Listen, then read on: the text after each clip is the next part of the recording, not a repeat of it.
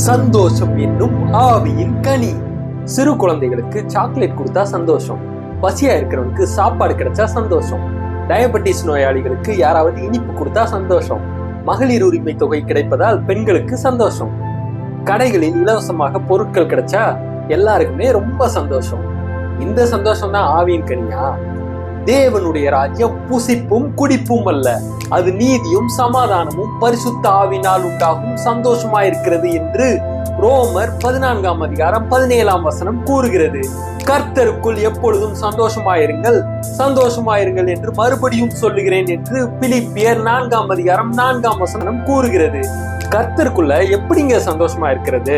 போதும் என்கிற மனதுடனே கூடிய தேவ பக்தியே மிகுந்த ஆதாயம் என்று 1 தீமோத்தேயு 6ஆம் அதிகாரம் 6ஆம் வசனம் கூறுகிறது. அதனால இல்லாததை பத்தி கவலைப்படாதீங்க, இருக்கிறது போதும் அப்படின்னு நினைச்சு தேவன் இடத்துல விசுவாசமா இருங்க. அதுதாங்க உண்மையான சந்தோஷம், அதுதாங்க ஆவியின் கனி. பரிசுத்த ஆவியின் பலத்தினாலே உங்களுக்கு நம்பிக்கை பெருகும்படிக்கு நம்பிக்கையின் தேவன் விசுவாசத்தினால் உண்டாகும் எல்லாவித சந்தோஷத்தினாலும் சமாதானத்தினாலும் உங்களை நிரப்புவாராக.